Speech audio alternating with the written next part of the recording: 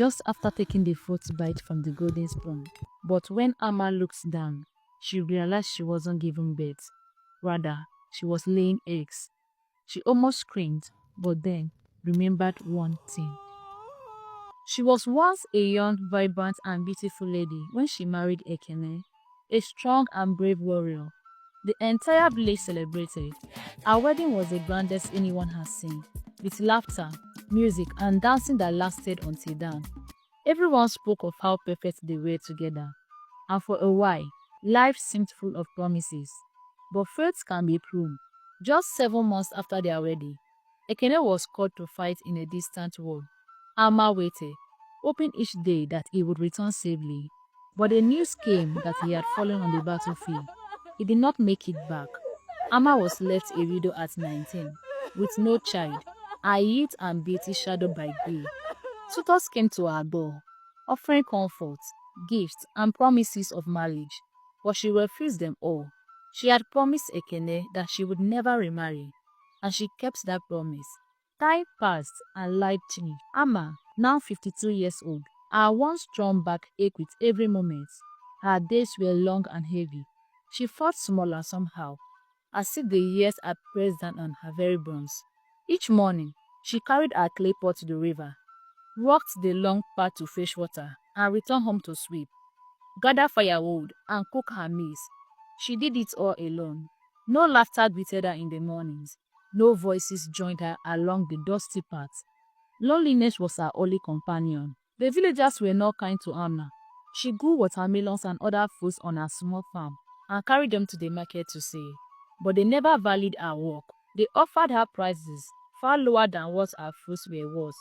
If another seller bought the same fruits, they would pay much more. Amma's efforts were met with unfairness and cruelty. Yet, she endured quietly, returning home with whatever little she earned. Her loneliness growing heavier with each day passing. She had prayed for a helper, someone who would bring life into her home. But her prayers remained unanswered. Yet, Amma continued to live with quiet determination, carrying her burdens as she always had. One evening, after returning from the market with only a few leftover fruits, Amma walked slowly along the dusty path to her home. Beneath a large iroko tree by the roadside sat an old woman. Her eyes were tired, but there was a spark of knowing in them. "Woman," the old woman said, "do you have anything I can eat?" she asked. Amma looked into her basket and handed over the remaining fruits. "These are all I have," she said. "Take them." The old man smiled gently. "I see worry in your eyes. Tell me, what's your heart seeks?" Amma hesitated, then spoke the truth she had carried all her life. "I have no child, a poor widow with no helper. My house is empty, and my days are long and heavy." The old man nodded knowingly. "My name is Neka," she said. "Because of your kindness, I will give you something that will change your life." From a small pot bag, Neka brought out 2 golden spoons, one large, one small. They glimmered softly in the fading sunlight.